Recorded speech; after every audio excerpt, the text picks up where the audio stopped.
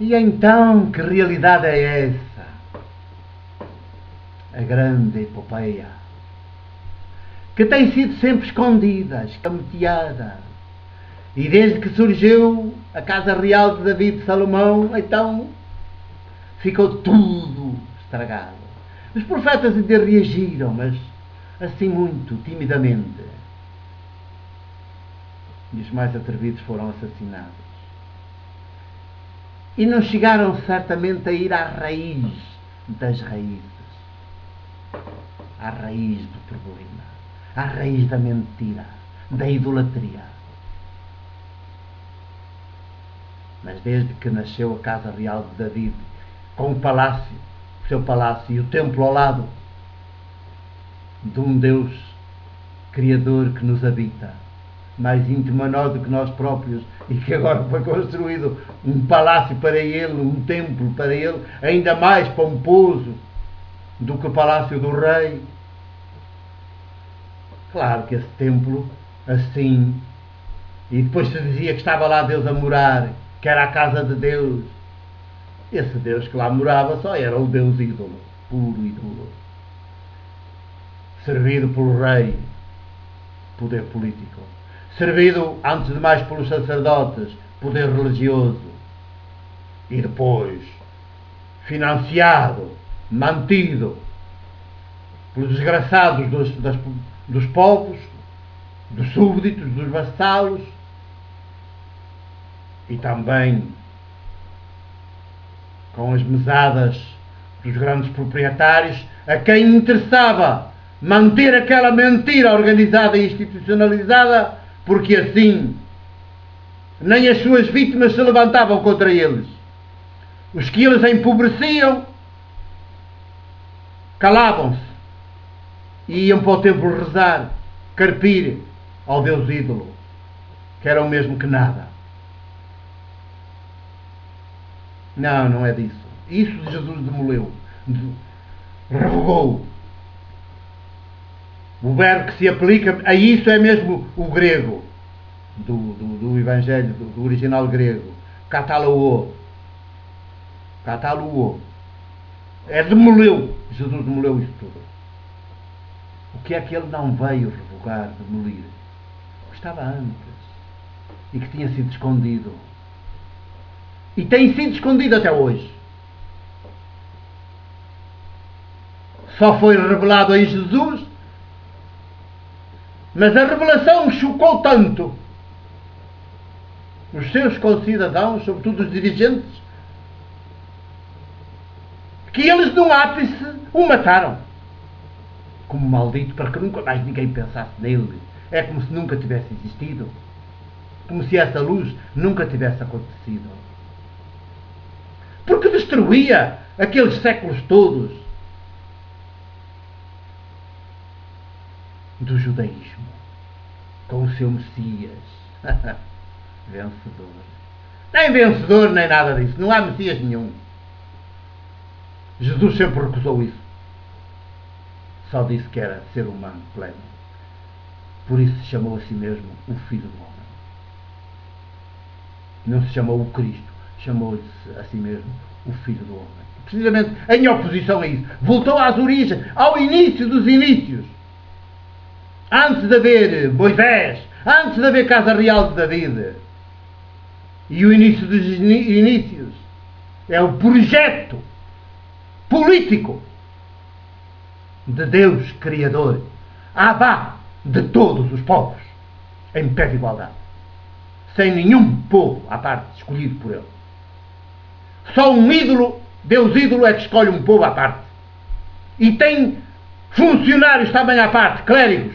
Um Deus ídolo, o Deus Criador que nos habita,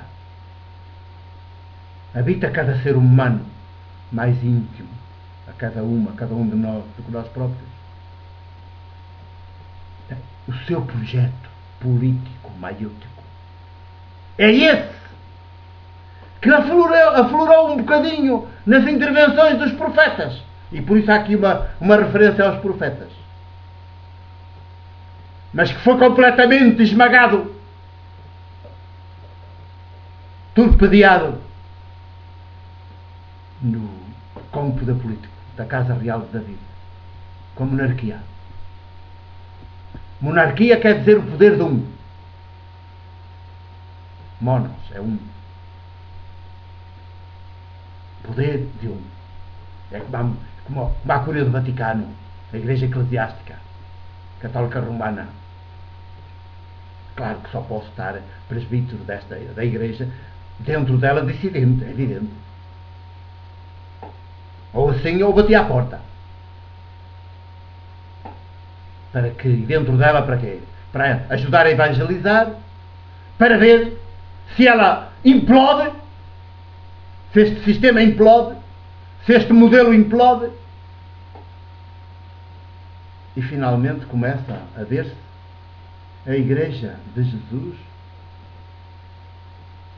daqueles 2 ou 3 que se reúnem em seu nome,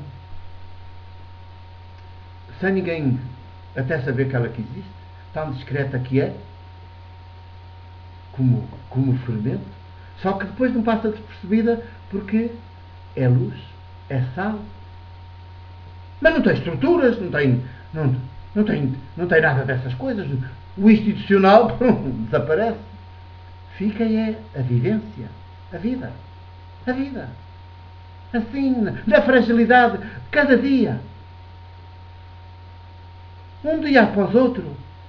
E não essas superestruturas que exigem logo milhões e milhões de funcionários que são logo desviados da história para viverem a alimentar o ídolo. Não, é o projeto político maiútico de Deus Criador. É Ele que se está a referir a Jesus. Aqui. E esse Ele não vem demolir, é evidente.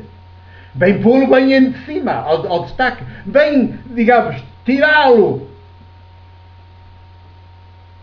do abismo onde a monarquia, o poder da Casa Real de David e todos os que andavam em redor dela, que queriam todos comer no mesmo banquete, no mesmo manjar, defendiam, justificavam com doutrinas as mais mentirosas e perversas. E a Bíblia nesse aspecto está cheia disso. É preciso lê-la com muito cuidado, nas linhas e nas entrelinhas, porque da Bíblia só interessa o que nela passa, atravessa, anda, de espírito, vento, sopro, espírito maiútico, Criador, o de Deus Criador, nosso Adá, e que nós conhecemos, podemos ver em plenitude, de forma definitiva, em Jesus, o camponês, carpinteiro de Nazaré, um ninguém, o crucificado, a fragilidade crucificada, humana crucificada.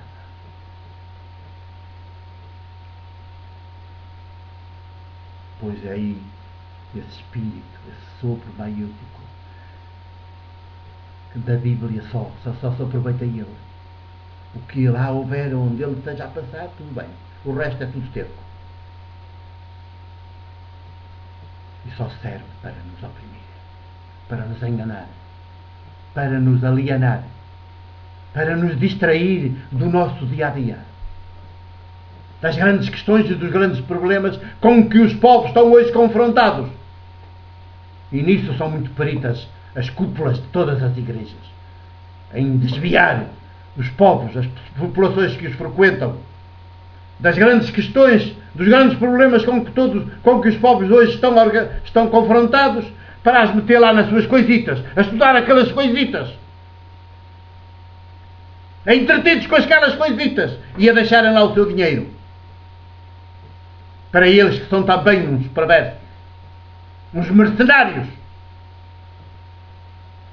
que o sistema já fez tais, até são vítimas também, mas vítimas que se tornam vitimadores e tiram proveito disso, em vez de se perguntarem, mas afinal o que é que eu ando aqui a fazer?